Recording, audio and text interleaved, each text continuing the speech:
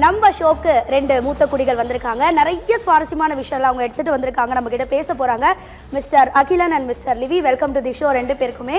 And ரொம்ப நாள் கழிச்சு நான் மிஸ்டர் அகிலன் சாரை பார்க்குறேன், ரொம்ப ஹாப்பி.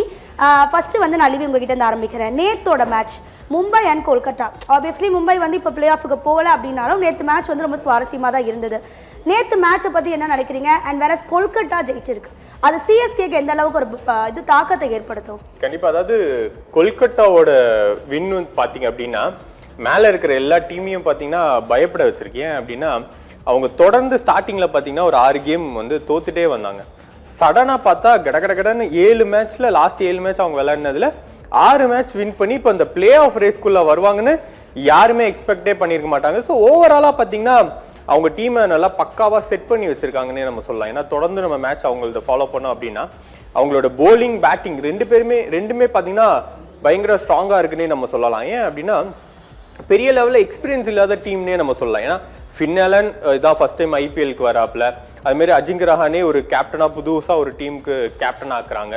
ஸோ அதேமாதிரி கேமரோன் கிரீனை இவ்வளோ கோடி கொடுத்து எடுத்து அவர் ஸ்டார்டிங் சீசன்ல பெர்ஃபார்மே பண்ணல. பட் இப்போ பார்த்தீங்க அப்படின்னா நேற்று ஓவராலாக பார்க்கும்போது அவங்களோட டீமே பயங்கர ஓவரால், அதாவது அந்த 11 பேருமே நல்லா விளையாடினாங்கன்னே நம்ம சொல்லலாம். ஏன்னா கேட்ச் பிடிச்சாங்க, போலிங் நல்லா போட்டாங்க, அதேமாரி இந்த பிச்சுக்கு ஏற்ற மாதிரி அவங்க பேட்டிங் பண்ணாங்கன்னு சொல்லலாம். ஏன்னா ஃபின்னாலன் விக்கெட் விழுந்த பிறகு கண்டிப்பா கேகேஆர் இந்த கம்மி ஸ்கோர்னாலும் இந்த ஸ்கோர் அடிக்க மாட்டாங்கன்னு நம்ம எக்ஸ்பெக்ட் பண்ண டைம்ல பயங்கர எக்ஸ்பீரியன்ஸ்டான மனிஷ் பாண்டேவை இறக்கி விட்டாங்க. அவரோட பேட்டிங் உண்மையாவே, அதாவது இந்த பிச்சுக்கு எப்படி தேவை, பொறுமையா ஒரு பால் சிங்கிள்ஸ் எடுக்கிறாரு. அதாவது கோலி எப்படி ஆடுவார், அவங்க டீமை சேஸ் பண்றப்போ அழகா சிங்கிள்ஸ் எடுப்பாரு, கிடைக்கிற பாலை கொஞ்சம் ஹிட் பண்ணி ஒரு பவுண்டரி எடுத்து ஸ்கோரை கொண்டு போயிட்டே இருப்பார். ஸோ அதே மாதிரி தான் மனிஷ் பாண்டி நேற்று நம்ம பண்ணாருன்னே நம்ம சொல்லலாம். ஸோ ஓவராலா அவங்களோட பிளேயிங் லெவன் நல்லா செட் ஆயிருக்கு. ஸோ இது கண்டிப்பா, ஏன்னா இன்னும் ஒரு மேட்ச் இருக்கு, அந்த ஒரு மேட்ச் வின் பண்ணாங்கன்னா 15 பாயிண்ட்ஸ்ல டாப்ல வர்றதுக்கான வாய்ப்பு இருக்கு. பட் ஆனா அதுல ஆர்ஆர் அவங்களுக்கும் அதுல நிறைய ப்ராப்ளம் இருக்கு.